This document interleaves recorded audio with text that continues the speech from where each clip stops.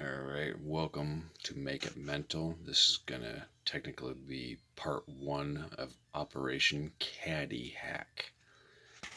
And this happens to be a 1/18th scale, supposedly monster truck chassis. This chassis is obviously from a different manufacturer than what it's intended for. Some of you may recognize it, some of you may not. It's no worries. Your 1/18th scale vehicle may be totally different than mine. And the only reason why I'm choosing to do this caddy hack is because, there's some very good quality components. Ignore the wheel hub extenders. The solid aluminum lower control arms, solid aluminum differential housings. You got an aluminum brace. You got a lot of quality components here, but there is a lot of slop. So step 1 is what I'd recommend doing is remove the chassis. I'm going to use this aluminum one. The wltoys does supply a plastic version if you have the wltoys 1/18 scale. There's many different varieties of the same vehicle.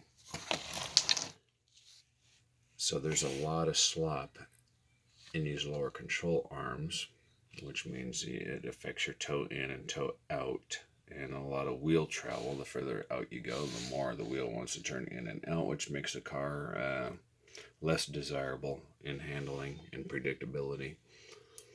I've attempted to try and control that through these, I've made something, I don't even know what the hell to call them, but some sort of stability arms to try and control that movement. I'm still not happy with it. I've determined that the cause of the problem is the holes. Let's see if we can get a better focus right here. The holes for these lower control arms are a little bit too big for the pins that slide through them. So this arm actually likes to rock back and forth. It's not much, but the further out you go, the further the travel becomes, right? So you may not notice it too much here. So I'm going to try and address this later on as the build continues. It's still very nice stuff. It's just not done with precision.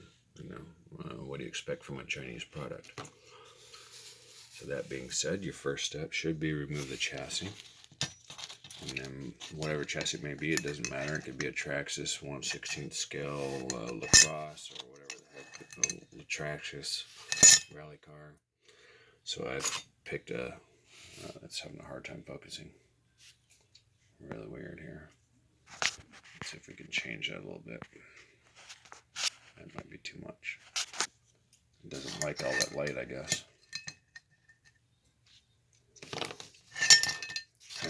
I'll just lay it flat. So you want to find your center point. Between what I just did is I just picked a center point basically between these two screws, or from the outside edge to the outside edge, and then same down here, and then drew a line straight across. So you want to know your center point of your chassis. Then I picked a point where there's no screw holes. This is a custom made screw hole, so I'm not worried about that one, and this hole really isn't needed for this application for what I'm doing. So my plan is I'm going to take this chassis and I'm going to cut it in half along this line on my chop saw. You can use a Dremel rotary tool, you can use a jigsaw. The accuracy of this cut going from this direction to this direction is not that important. But what you will also want is some of this aluminum. I don't even know what the heck they call it, but it's 1/2 inch by 1/2 inch. And this particular piece came in a 6-foot length, and it's approximately 1/16 of an inch thick. You're going to want some of that aluminum. And I just happen to cut this one at 10 1/8 of an inch is what I determined would be my wheelbase to fit my Proline Cadillac body.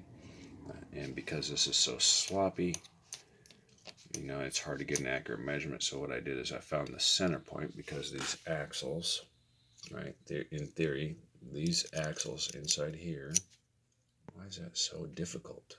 There we go. These axles way down inside here are in the center of this. So that's the center point here. I don't remember that measurement, and your chassis may be different, so the measurement doesn't really make any difference. The idea is you want to know the center point of where your axle is. You want to know the center point of your rear axle, center point of your rear chassis, center point of your front chassis, and cut someplace that's not going to affect anything. Let's see.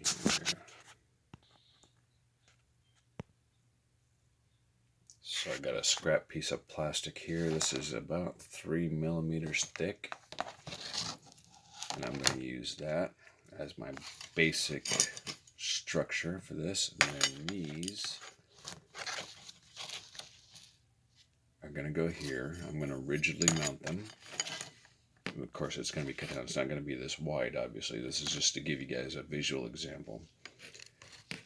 And that's going to add some rigidity to the chassis. And then the front part of the chassis, when I split it in half, is going to mount somewhere up here, and the rear half is going to mount somewhere back there. Again, you want to, whatever product you're using, if you use solid aluminum or steel, whatever the case may be, it doesn't really matter. Whatever you decide to use, you want to find your center points. That's probably the most important thing you want to find, and that whatever material you're using is going to be worth the effort that you're about to do. And the only reason why I'm doing this is because, again, I want to reiterate that this is so sloppy and so terrible, so uncontrollable, that I'm just going to go ahead and cut it up. I'm going to Operation Caddy hack.